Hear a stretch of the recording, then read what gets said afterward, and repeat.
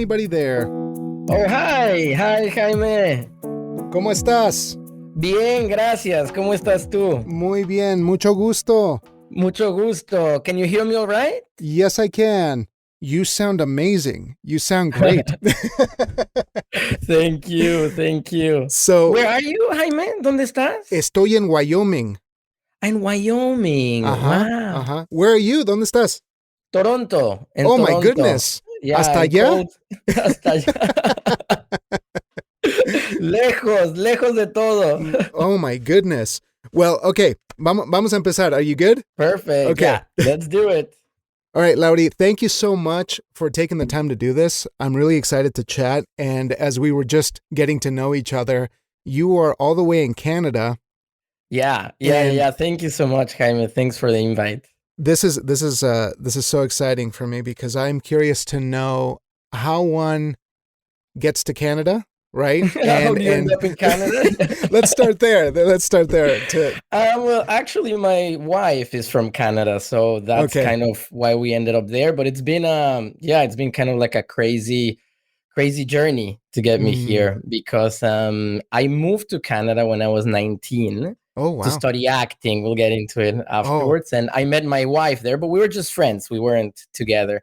And then I moved to Spain and I studied theater in Spain afterwards. And then my now wife came to Spain because she wanted to learn Spanish and things. And there we met each other again. And then we fell madly in love. And then we were happy in Spain and whatever, but then they didn't renew her papers to work and live there. Yeah. So we were like, okay. And Canada is not a bad place to go. So we ended up in Toronto like that. Yeah. Oh, that's but beautiful. I like it here. Yeah. Oh, I bet. But I think it might take Spain to kind of get you into that, into that sort of like romantic elevated state, for good things to happen. Well, that's a beautiful story. It sounds like. So, to begin with, you're Mexican. Un fellow compadre? Un fellow mexicano, compadre mexicano, muy bien. Compatriota. Yeah, I'm from Mexico City originally. I was born and grew up mostly in Mexico City to a Brazilian father. That's why my name is a bit strange for the Hispanic world. Laury, no one is called Laury. I think probably in the world. There's very few Laurys. Yeah, people always think I'm a woman because of the name Laury. I see. But no, but it's not the case. So my father is from Brazil and my mother is from Mexico City. So I grew up mostly in Mexico City with 2 or 3 years that I lived in Havana, Cuba. Yeah. So it seems that my father moved to Cuba. Yeah. You've been kind of in different places. Do you feel like they have been a part of you culturally, like they've helped you evolve culturally? How would you describe that cultural blend that is you? Yeah, I mean, yeah, in many ways, like it's interesting because I've thought a lot about it. Like, obviously, I'm a foreigner everywhere now. Like, even in Mexico, now that I go to Mexico, people are like, "Oh, you speak really good Spanish." I'm like, "Yeah," and I'm like, "Actually, I do. Thank you." It's the only language I speak well, but thank you.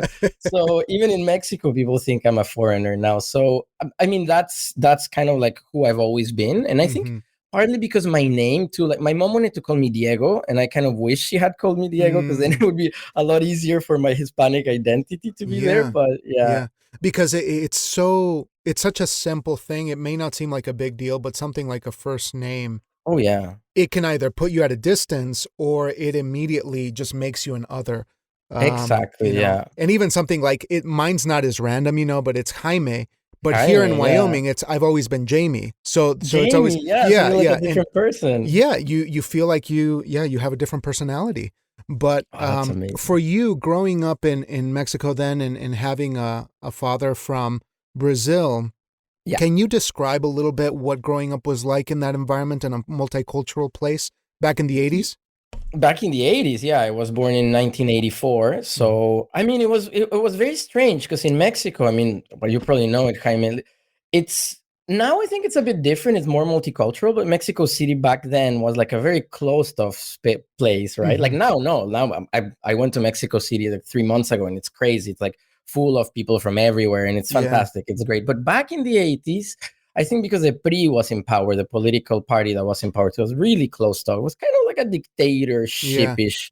Almost isolationist, in a lot of respects. Yeah, and I remember when the free trade agreement happened in the 90s, 94, it was crazy. We started getting products from the US and like Jolly Yeah. Ranchers and things like, Yep. and I still have a memory of like opening up and being like, wow, these Jolly Ranchers are amazing.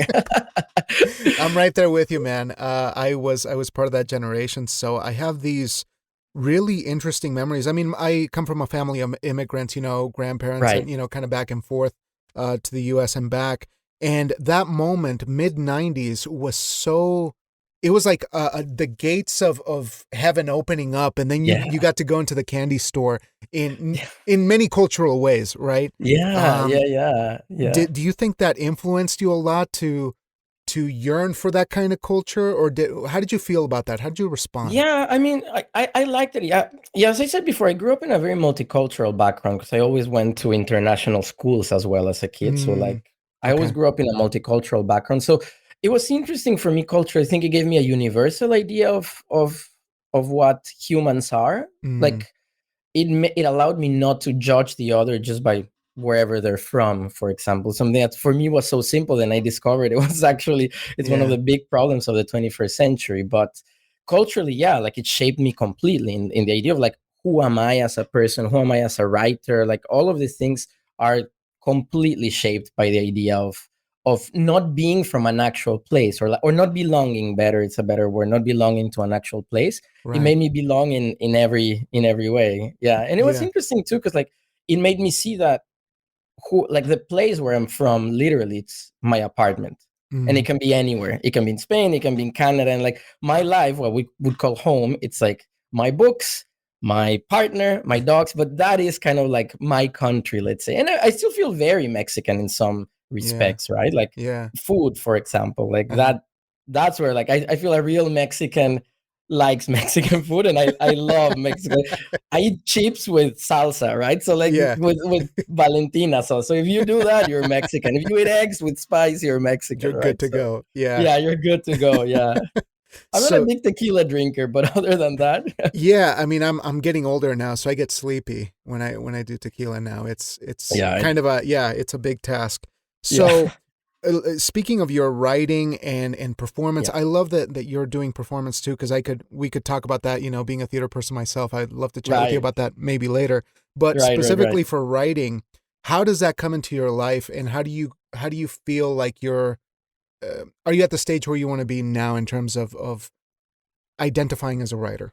As a writer, Yeah. yeah, certainly I am now. Like I've published two novels in Spain. My first novel was published then in the US as well, and in English as well, and it's getting published this year in Italy as well. So that's very exciting. Hmm. And my second novel was published in Spain 2 years ago. So I certainly feel now that I'm more comfortable with the concept of writing, like writing as a part of my life, as a part of my identity, as part of who I am. I actually don't do, I used to do a lot of theater, but I don't do theater anymore. I just, Mm, sadly enough, now I just focus on my writing. hmm. And yeah, it came to be, it was very natural for me. Actually, I always say I was a writer before knowing I was a writer, because I always wrote a lot, Hmm. but I kind of like, I didn't think that it was something you could do, like, I don't know, as an artist. I felt it was kind Yeah. of like isolating.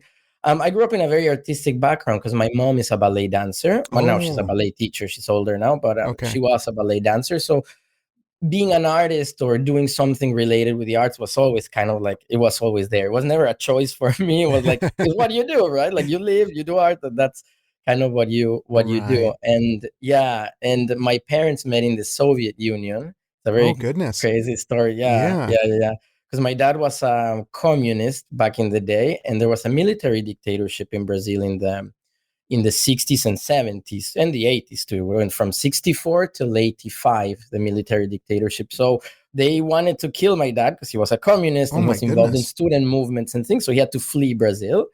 And he went to Argentina, and then he went to France, and then he went to the Soviet Union. That's where my parents met up, and they became a couple, and then they had me in Mexico City, and then we moved to Cuba for a couple of years. It's a crazy story, and then my parents got divorced, and then we moved back, my mom and I, to Mexico City. So in Mexico City, all that to say that in Mexico City, in our apartment, my mom set up a ballet classroom. So like the arts were always there, right? So like basically I didn't have a living room, I had a ballet classroom. So the arts were there. So it was kind of natural. I mean, they didn't read all that much. My parents, like they read, they read and read good things and whatnot, but not as much. But for me, books were always kind of like another home. I always liked reading since I was a kid. I mean, I like sports and other things too, but I really like reading. So it came naturally. So then when I started doing theater in the beginning, what I used to do, I wanted to be an actor originally. And what I used to do was write the biographies of the characters, right? So like that was already an exercise in writing. Like I would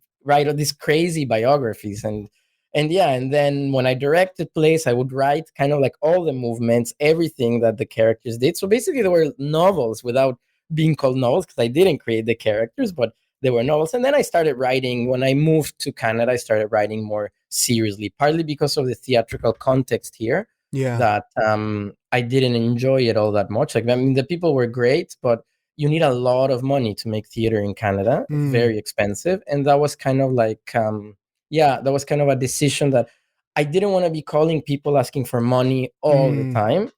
And I didn't have that stamina to do that. So I started kind of writing more seriously after that. Yeah. Okay. So you've gone through most of your trajectory here from childhood to adulthood. That was very concise. Yeah. Thank you for that. That was incredible. So you're welcome. Yeah. That puts us in this moment here where I kind of wanted to talk about how your literary journey has been in Canada and what has led you to work with Laberinto Press. If we could talk a little bit about that project and just some details to get us started. Yeah, for sure. I mean, Canada is an interesting place to be in as a writer because it's very cold. So basically 6 months of the year, you can write with no distractions. Because it's so cold. Like it's literally such a cold place that I mean, people go out and things, but I still find it very cold to be like in -20, like walking around. People do it here, and it's crazy. So it's a great place to write, and also there's a lot of support from the government, right? There's a lot of government support, so it's easier to make a living from writing than it would be in other places. Actually, Mexico has a good support system from the government too, but I feel in Canada the governments give a lot of money to arts in general, so that is kind of like a good thing. So I started writing here more disciplined in a way, partly because of the weather and partly just because of the way you have to do it. If you want to write novels, maybe short stories and poetry are a different thing, but I wanted to write novels. I was attracted to the genre. I always read a lot of novels, and so I started writing in that way. And with Laberinto Press, I don't remember how we met with Luciana, who's the editor of Laberinto Press, really great editor. But there was an anthology that she was working on the intersection between visual arts and literature. And she invited me to participate in that. And I participated in that. I wrote a short story about kind of like a fake travelogue of a 15th century character, 16th century character that goes to Italy with a painting, etc. It's a bit confused in the history of tomatoes, the intersection of like Mexican tomatoes that go, how they went to Europe, and kind of like a weird travelogue, fake travelogue in the end, because it was a short story. And then, we got along really well. Like she's a fantastic person. And actually my third novel that's getting published this year in Spain is going to be published here with Laberinto Press in 2024 as well. So it's a great project. I feel it's a project that's trying to get more Hispanic authors and international authors into Canada, because in some ways, and I feel I agree with the principle of Laberinto. I think Canada is it's funny because it's a very multicultural place, but it's a bit closed off to writing in other languages, right? Like if you write in English, there's a lot of possibilities, even if you're from different backgrounds. But if you write in another language, and I mostly write in Spanish, or basically only write in Spanish, it's a bit harder to get into the publishing industry here. So what Laberinto is trying to do is kind of like build a bridge between non-English communities within Canada. Yeah. And I think that's a service that helps not just folks in Canada, but here in the US, having a place like Laberinto Press to bring out a lot of this work. Even myself, and I'm not too knowledgeable in Latin American or literature in Spanish, that I feel like this is just a great opportunity for people like me to get to become more acquainted with great writers like you and people who are creating contemporary work that is just as good as something that would be written in English, as its main, language. So Can you tell me a little bit about the novel that you're working on, or the one that's coming out in 24? Yeah, the one that's coming out here in Laberinto Press in Spain, it's coming out before. It's a story. It's actually interesting because it's my first novel that doesn't take place in Mexico City. So I feel like it's funny because we were talking about belonging, and I always say like, oh, I'm very multicultural, international, but still I mostly write about Mexico City. I have like an obsession with that place. Have you been to Mexico City, I Jaime? have, yeah, a couple of times. Yeah, what did you think about it? It's madness. I come from Jalisco, the biggest place you All get is right. Guadalajara, and I'm Guadalajara, yeah. more like an offshoot of Guadalajara. So it definitely going to Mexico City feels like you're, it's very difficult to explain. It's just sprawling and It's massive. crazy. Massive and insane. And you get a sense of scope that you don't really get anywhere else. Yeah. It's like a writer, a Mexican writer that's really funny and really dark. Guillermo Fadanelli says it's a branch of hell in Mexico City. So, but it's really great. I mean, hell has to be really fun as well, right? So it's really great. It's a really fun city, but it's kind of like inhabitable. But it's an obsession of mine because it's just such a crazy. Like I feel every story that has happened in the world could take place in Mexico City. Like everything wrong, great. You have heaven, hell, everything together, right? So it's a big city. But this is my first book that it doesn't take place in Mexico City. Kind of part of it doesn't take place in Mexico City. It's the story of two twins, a man and a woman, who split up, or they were born in Mexico City, and in the earthquake of 1985, there was a huge earthquake in Mexico City. They split up, and some traffickers, human traffickers, stole the girl. Her name is Ondine, from her family because there was a big mess afterwards. Their parents died and everything. They stole her and brought her to the States. She grew up in the States. And the guy, Lucas is his name, he grew up with his aunt in Mexico City and whatever. So this is all the background. But they meet again in Toronto in 2017 when there was another earthquake in Mexico City that kind of destroyed the city, and they kind of meet after that, and we discover their story. And it's kind of like it's a story about their last 10 years. Like what I was interested in is how we got to the place where we got pre-COVID, not after COVID, because after COVID, I think history changed a bit.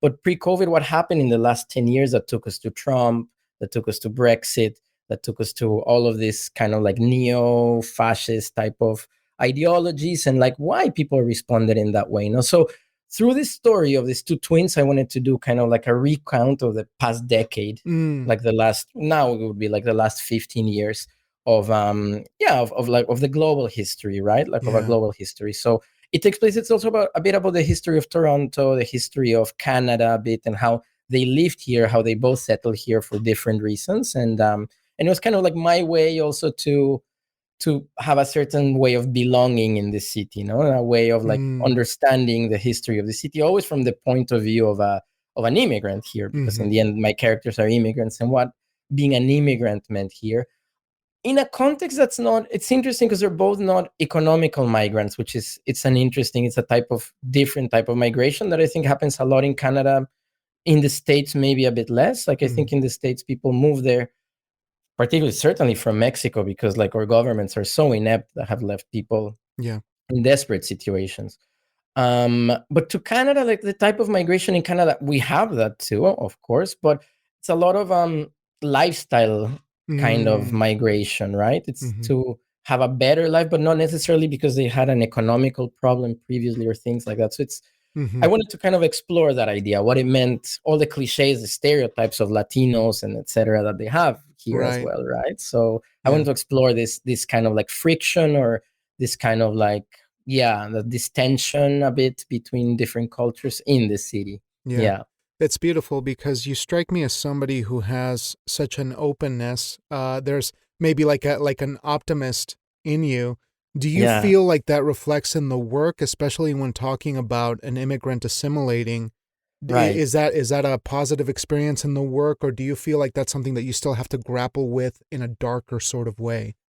Yeah, I do grapple with in a darker sort of way. It's funny because I do have a sense of optimism in many ways, in the way of people, the way we relate, the connections that we can meet. Like, I mean, like this one right now. Like I do have a very optimist outlook in that way, like personal to person or person to person connections. But I do feel there's this bleakness in the world that kind of like weighs on us, and that certainly my work is very reflected or very impregnated kind of by that bleakness. This is by far my third novel, the one it's called Time, Place, and Us. By far my most optimistic novel. It's by far, my two previous novels are a lot darker in many ways, but this one is my most optimistic novel, and I kind of wanted to write a bit like that, in that kind of like optimistic way, about the story of these twins that re-meet afterwards, and kind of like history gave them the chance to meet again after being split apart. But I do feel there's a lot of, I mean, even in Canada, there's a lot of racism, unfortunately. I feel there is a lot of misunderstandings between people. I mean, as far as the migrant experience goes, probably Canada is one of the best places in the world. And there's still quite a bit of racism, which is crazy for me. It's like, how is it in other places, right? Yeah, it can be pretty harrowing for some folks, especially those who may not have the tools of language, which I think is always sort of the biggest barrier. Now, this work, can you tell me a bit about, I mean, this feels like a timely work, because we are in need of that optimism, and we do need some of that energy to come back into the world. Can you tell me about the writing process of it, maybe how long it took, or how you go about putting a work like this together? Yeah. It took me, like, I usually take around 3-4 years per book with research and everything. And this one took me around 3 years, and it was very difficult to write. It was actually the hardest book that I've written. I mean, I've only written 3, but it certainly was the hardest one to write. And at some point I wasn't really understanding why. I was like, what's going on? Why is it not working? Like, why am I having so much trouble writing about Canada? Like, this is crazy. I've lived here for 11 years, but somehow I felt like I wasn't allowing myself to write about Canada. And that taught me a lot of, too, like how I still perceive myself as an immigrant here. It's I mean, people call me Canadian, I have the passport, everything, but I still, like, you see that I feel like I'm not allowed to say certain things, right? So you felt like maybe you had to gloss over it, or you couldn't go deep enough because you're still a guest. Yeah, right? Exactly. In some way. Yeah. In some way. And I'm like, no, if I'm from here, like, if I'm supposed to be from here, and there's this rhetoric that we're all Canadians and things, then I'm allowed to talk like I would about Mexico, right? Like, I would not sugarcoat Mexico at all to anyone, because I feel I'm allowed. But here, I still feel somehow that I'm like, kind of, I guess, a welcome guest in some places, but a guest, right. no? And it's not anything that people do. It's like, I think it's a self-perspective, because everyone I meet is really friendly and really, really great. But yeah, I feel there is a bit of a self censorship in that way that I had to overcome. So I changed kind of the structure of the book. I began it at a different place. I think I was kind of like writing, it wasn't a thriller at the beginning, but it was certainly more suspense. And then I realized it was wrong. Like, it was kind of like, I needed the twins to meet, like, to be clear at the beginning that they re-met and that they were twins and whatever. And kind of that structure changed completely. But it was an interesting experience in writing. It was certainly difficult. But it had beautiful moments too. Like, when I finished the book, I couldn't believe it. My wife was like, no way you finished it, because I thought at some point, like, I'm not gonna finish this one, like, I'm gonna abandon this one. But no, in the end I finished it, and I'm really happy with the way it ended up. And part of it was written in Banff. There's this there's this artists residencies that they do in Banff. Banff is like a town in Alberta in the mountains, beautiful place. And 2 weeks I spent there in a writer's retreat writing it, which was really great and a bit insane, because I wrote around 50 pages in like 2 weeks, which was a lot for me. And I was dreaming about the book. It was like this complete immersion in the book. I didn't like the experience, actually. I thought it was it can go a bit crazy. Yeah. I was like inhabiting that world. I was like writing tons every day from like 9 a.m. to like 9 p.m. nonstop. So I would dream of, like, the book. One of the characters has a bookstore in the book. And I would dream that I was in the bookstore with a character, like, really insane. Like, it's never happened to me before. I was like, okay, this was a good experience, but I don't think I'm going to repeat it. I was writing in the morning and going out. This is the first time I've heard of a retreat having an adverse reaction to the writing. But it's wonderful to see, because I also think that maybe some of us writers need to have a bit of distance from it, at least, moments of peace from that conflict, from those, because, maybe you strike me as somebody who feels those things so intensely that if you give yourself a little bit too much time, you're just going to get sucked in, and it's going to consume you. It does consume you. Yeah, I agree. Yeah. Yeah. Like I do feel you need a bit of space to think mm, about other things and I mean, I think for the writing itself, for the novel itself, it was good, that mhm. retreat, but for my mental state, certainly it wasn't. It was, yeah, it was really, and more because there was this massive snowstorm in Toronto and Mm, I was in Banff, and then my wife had to take care of it. And I just felt kind of guilty of like not being oh, yeah. taking care of like the household things as well, which Yeah. we did together. So when I came back, my dog, she used to be really well trained, and when I came back, she wasn't anymore. She was So rebelling. She said, she was "Oh, rebelling, this is yeah, my she was chance." rebelling, yeah, and I think my wife didn't discipline her as much as I do, so, like, now she and I never got her trained again, so Oh anyways, my that writer's goodness. retreat was great for the book, but bad for everything else. No, it was great, and I met really great friends there, and, like, yeah, I have a really good friend, Pashamala, who's a writer as well, and it was just great because I met him there. He was my they call him the what do they call him? Not your supervisor, the Uh, I don't mentor, like a mentor. oh, yeah. Yeah, like a Yeah. mentor. And he was my mentor there. And he's great. And we became really good friends and shared taste in literature and things. So it did come out with many positive things, Yeah. but it was intense. Yeah. Yeah. I would recommend you, if you do it, not to do it as intensely as I did it. So, that's a great thing to hear about community, that Yeah. it seems like you've been able to find a creative support group there that Yeah. is sort of making you go the distance on some of these works. Can you tell me a bit about how one goes about developing community for themselves in a place Right. where they're maybe maybe not necessarily the immigrant, but maybe feel like an other? What does that Right. look like for somebody? Yeah, I think a good way, I think because the Hispanic writers community is so small in Canada, it's very easy. Like basically if they invite you to do an anthology, that's it. You met everyone there because like there's like 20 of us or something. Like it's growing, but like it's very, very small.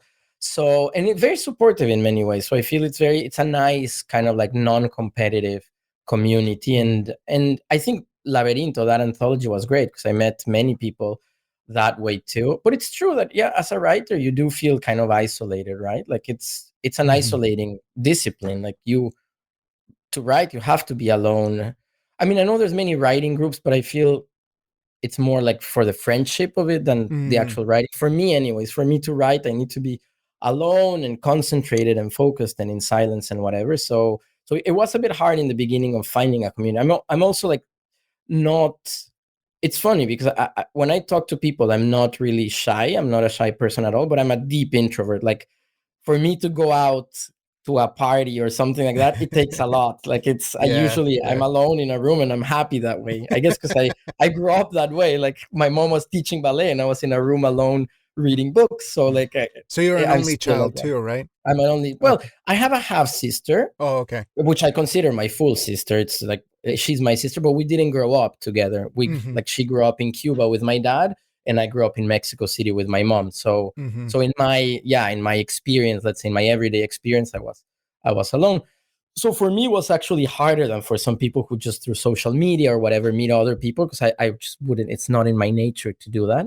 So yeah, it's been nice to like meet other Hispanic writers here and feel a sense of community. right. Yeah, yeah, and also like it's been nice to meet non-Hispanic writers as well, in the sense that I feel when you're an immigrant, and I don't know if that's your experience at all, Jaime. So I don't want to generalize, but I feel you can get circled in small groups as well, Mhm, and mhm. it's good to meet people beyond like our sphere, right? Right, So right.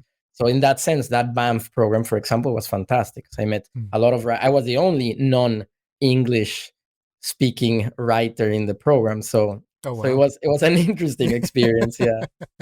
So, oh, I was gonna ask you, the challenges of seeing your work come to life in another language. As Right. you mentioned, you were writing in Spanish, and to shepherd this along, obviously with great collaborators like the folks at Laberinto Press. Can Right. you describe that process? Editorially, what happens when you Right. have to go from Spanish to English, or maybe if we can point to the piece that you had in Beyond the Gallery, which was the anthology, right? Right. Yeah. As an example there, what was that editorial process like to go from Spanish to English? Yeah, well, I have the luck that my spouse, my wife, is a translator of my books, so it Oh. makes things a bit easier. Yeah. She's the one who's translating my last novel, and she translated my previous novel, my first novel, sorry, and like so that process is a lot easier because we share everything. So like we Mm-hmm. communicate, and but it is difficult, and it is also difficult what's happened to me that I mostly publish in Spain, so it's kind of like you're publishing in another world. Things are happening to your book, but like in you don't connect it to the city you live in and whatever. It's all through Yeah. the internet that I see things, or I go usually to, and I'm gonna go in September now when it gets published in Spain. I go to present the book and the book launch and whatever, and it's like 2 weeks. So for 2 weeks, you live kind of like what it would be to be if you were writing in the place that you were publishing the book. But the experience here has been different. And with Laberinto Press, the process was simpler in that way because my wife translated the story and then we did the edits according to that. And the way we're going to do the third book as well. So we're going to translate the book and then we're going to do the edits and then retranslate whatever needs to be translated. But it adds an extra step for sure. Mm. But I do feel like some people ask me sometimes, like, why don't you just write in English? It's like, I don't know. I feel like Spanish is the language it's kind of like an act of resistance as well. But I feel like I like the ñ. I like the letter ñ. Like I don't know. Yeah, I yeah. feel like Well, it feels yeah. it feels like more of an extension of your soul rather than a full Right. translation of something. And yeah, I mean that makes Right. perfect sense. Why would you why would you add another step when you can do Right. it in one? You know, yeah, Exactly. yeah. Yeah. And like I don't know how I would write in English. Like I mean I can write an email in English, but they're usually bad. So I don't know how I would write in Well, English. But your emails yeah. seem pretty okay. I have to say they seem Thank pretty you. good, and there's no doubt that you could probably do it better than most folks. But in terms of that relationship of working with someone who knows you so intimately, like your partner, Right. how what kind of learning experiences are there to gain from that? Because that's got to be a very delicate balance that you have to strike Right. where um Yeah. at what point is this an editorial relationship, professional Right. relationship Right. versus the other, or is there no line? Well, I learned to say yes to everything. That's no, I'm joking. No, I mean there were certainly moments of I'm a very impatient person, which is I mean, and in literature, I feel one of the big lessons that it has given me, as opposed to like many emotional and intellectual and whatever lessons, is to be patient because literature takes time. It takes time to write books. It takes time to read books. It takes time to publish books. So it's given me patience a bit more than I have. But naturally, I'm an impatient person.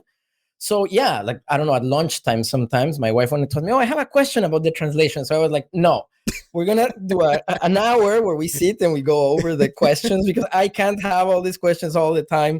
So it was a funny and my wife is the opposite, like the most patient, great person. I'm very impatient, so it's all my fault. But yeah, I mean, it's certainly been a learning experience of how to Mm, collaborate in an intellectual way. But she's so precise, such a precise translation that I always say, and I'm not joking, I think the translation is better than the original because mm, she's such a good editor in her head. Like, I don't know, for example, the other day she was translating something. She asked me like, I said decorate a house, and she's like furnish the house is a better word. And I was like, oh yeah, of course.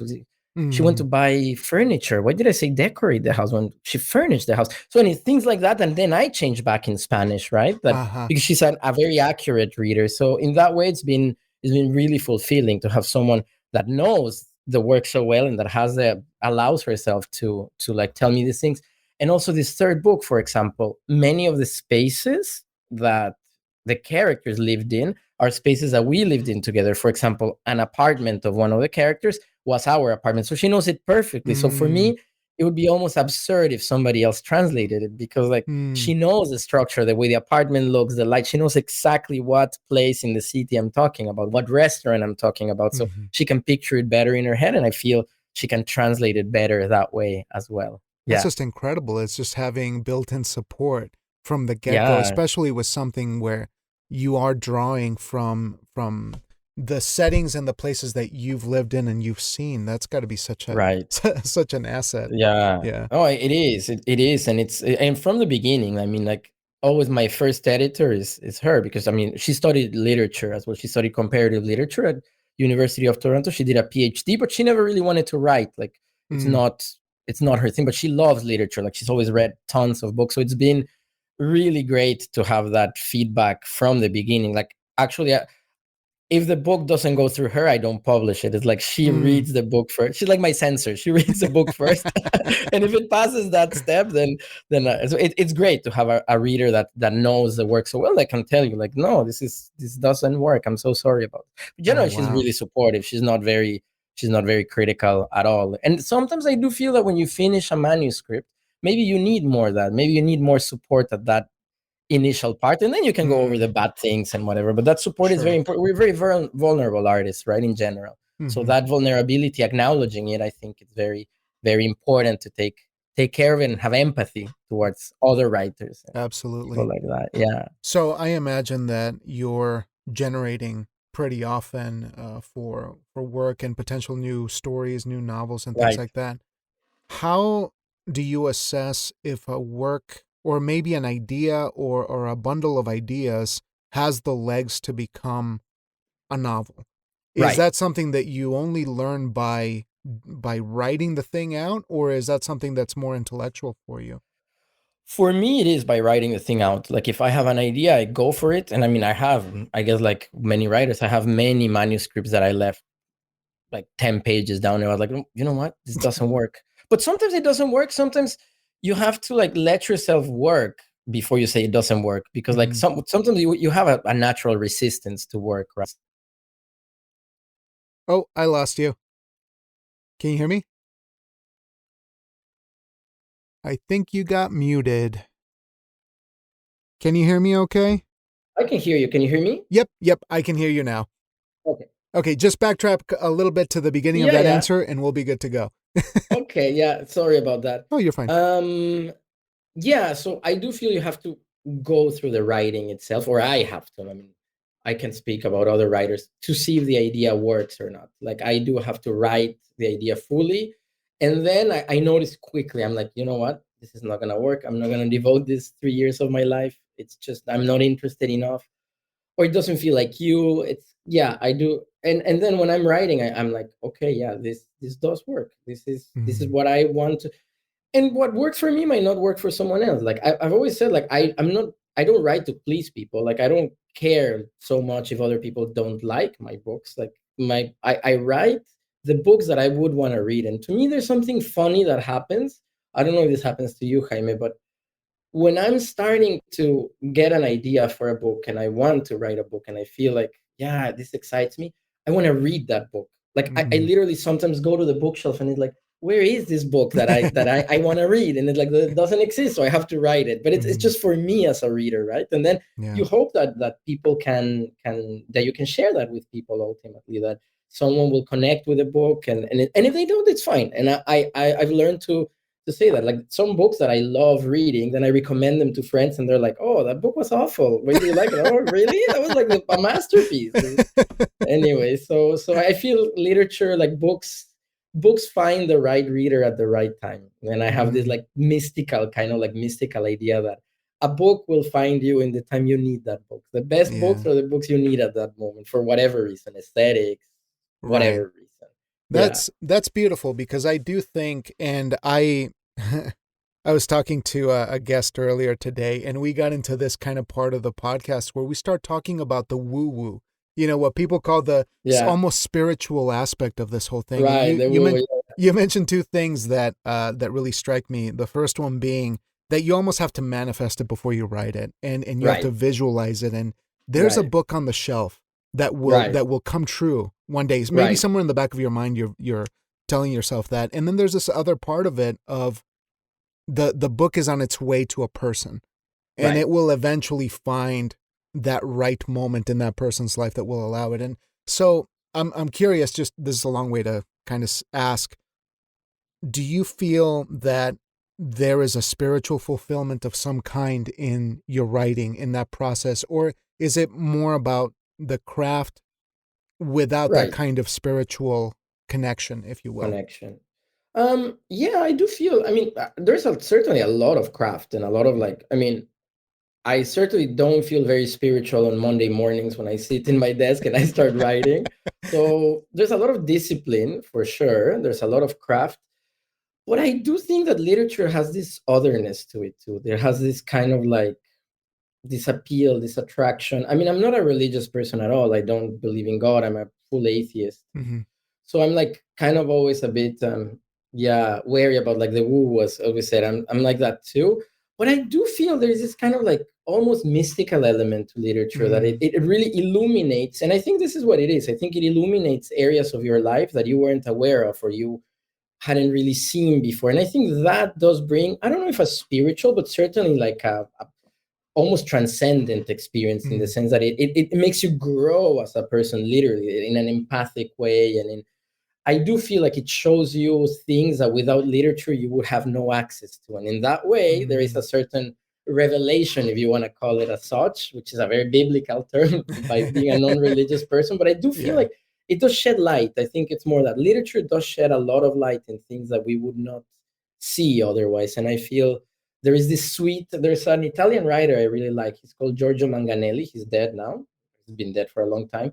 But he defines literature as this sweet and rhythmic madness. And I kind of like, I love that term. Yeah. And by madness, it means there's this irrational nature to it too. And I feel that is the attraction. So if we were to define spirituality like that, like in a connection to an otherness and being able to see inside someone else's mind and emotions and things, and yeah, then I would say there is a spiritual element in it. So there is at least an ecstatic thing that happens there. Not so much a spiritual one, but maybe something that does make you feel like you're less alone. And part of that collective experience.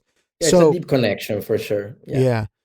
Do you feel that your time as a theater artist, I don't know how long you did it or how much work you did in that, but do you think that made its way into your writing in some shape or form? I know that, I think you're kind of like me in that you just want to be at home working on your thing, rather than being out and about and being open and vocal. Right. How do you feel that craft makes its way into your work now, or it has in the past? Yeah. That's a very good question. I think in every way. I mean, I was really into theater. I think I was very, very much into theater. I loved it. It was a great experience. And I feel it formed me completely as not only as an artist, but as a human being. I think I got my aesthetic ideas, like the type of work that I wanted to do, that then, of course, it's what I'm doing now with my writing. But I think I learned the aesthetics, the aesthetic idea of what I wanted to do, the aesthetic principles of the type of work that I wanted to do. So it did form me in very deep ways. It formed me. Also, I feel it's interesting because like originally when I was younger, much younger, I wanted to be an actor, then a director. It's almost like I've been retrieving and like going back until I became a completely introspective person. And I kind of like blocked all of that out. But to me, I see it as part of a journey. I don't see it as something different. It's been an artistic journey that I think I had to go through that theater experience to end up writing, right? So for sure, like my whole aesthetic world, like the type of works that I like, the type of vibrancy that I wanted to do, it all came from the theater for sure. And my character analysis, the way I would also like craft ways, because I didn't write theater, what I wanted to do was direct plays. I had to analyze very deeply how these things were formed. And I feel that, of course, influenced me. Then when I became a writer, I wasn't like, I don't need to take a workshop or whatever, because I've already gone through this phase of how you structure things. I just need to learn how to write them. But like, I understand structures. I understand dramatic structures. Like it's something that I learned in theater as well. Yeah. And like how working with people, it's great, but it's very difficult to achieve your full idea too. And I think that's something I love about writing, that a book can be good or bad, but it's exactly the way I wanted it to be. And in theater, you depend so much, which is its beauty too, but you depend so much on the collaborative effort that is like, no, that's not the type of play that I wanted to do, right? So it's more out of your control. So sure. Well, that's an interesting path, because you're right that we have to distinguish what is really our want rather than what our environment tells us that we want. And it seems like maybe back in the day when you were younger, that was all around you. So maybe you gravitated to that without acknowledging that it was you. So it's almost like you had to clear out sort of Right. that direction and go your own way. That's so fascinating. I just got a couple Yeah. more questions for, to be Yeah, mindful for of your sure. time, but this has been amazing, man. You're so Yeah, thank you. inspiring, And and the degree of intellectual quality that you have, and the just the your ability oh, to thank you. really give us a picture Oh, has thank been you. super No, my inspiring to pleasure to me. be here. I'm really, really emotional. It's so great. But That's good. right now, I just want to ask you real quick a very light question. What are some works of art or literature that you're into right now that are inspiring you, or maybe Right. just kind of lighting that fire again? Yeah, yeah. I consume, I'm a very big consumer of art. I like all sorts of art. I love museums. I love paintings. I love Francis Bacon is a painter I absolutely adore. I love Goya, Velázquez. In Madrid, as I lived in Madrid, it was great because it was kind of like an open university because I could go to all these museums and see this fantastic work of art. So I learned a lot. Like as a person, it taught me a lot as a person. And in books, I'm because my book is being translated into Italian. It's coming out this year. I've been learning Italian lately, so I've been really into Italian literature, and it's just great. I love Natalia Ginsburg. She's such a wonderful writer. I mean, there's many books, many Italian books that I absolutely love, but I like all sorts of works of art. Like I don't know, books that have inspired me deeply. My perhaps my favorite book of all times is by this Austrian writer called Robert Musil. It's called The Man Without Qualities. It's kind of like the big works of the 20th century. Hmm. It's one of these books that I was telling you, Jaime, that it's for me, it's an absolute masterpiece. It's great, and I've recommended it. Many people find it boring, but I think I have a I have a slower sense of time, I guess. But I love that book. I love The Sleepwalkers by Herman Broch. There's this very unknown Italian writer, and I don't know why she's so unknown, that I absolutely love.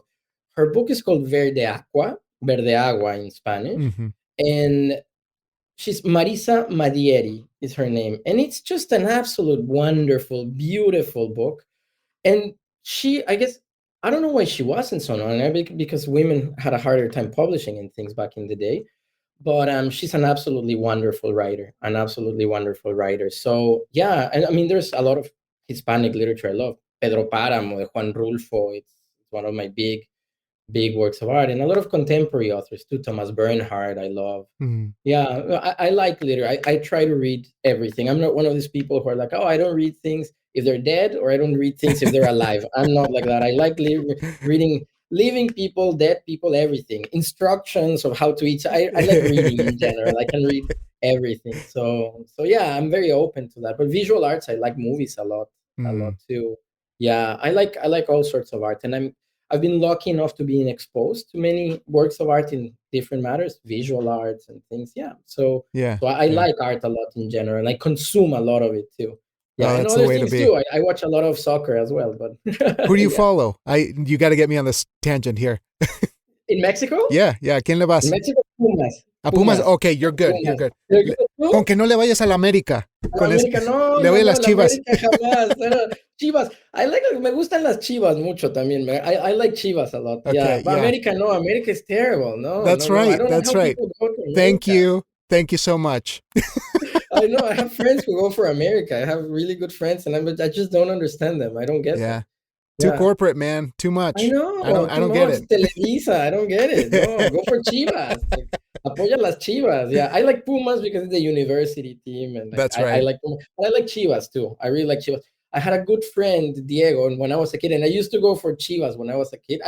As you see, I'm not a very loyal soccer follower. Like I watch a lot of it, but I can change teams all the Yeah, time, yeah, and, yeah. and it's like that. But I used to go for Chivas when my friend Diego was a big Chiva fan. Like he's a Yeah. massive, like he goes to the stadium, and like he came in Toronto, and he lives in Ottawa now, and he came to watch them when they played here in Oh, Toronto. wow. He's that big of a fan. So when we were kids, I used to go for Chivas because of because That's of him. But amazing. now I like Pumas too. Yeah. I like Well, soccer in general. to make you feel better and to just let this off my chest, when I was a kid, I had a Pumas t-shirt, and that lasted like, a month. So I'm right there with you. That's funny. Yeah. No, I appreciate that, man. Lastly, I believe that maybe some folks aren't into resolutions so much or intentions for the year, but because this is my first weekend of doing interviews in 2023, I'm curious what your intentions or resolutions are for your craft. What are you looking to achieve for your craft this year? Right. So I'm writing now. So my third novel is, as I said, is going to be published in Spain. So that's kind of like more or less done. I have to work on the edits and things, but yeah, but that's a different type of work. But I am writing on this novel that I'm finding difficult to write.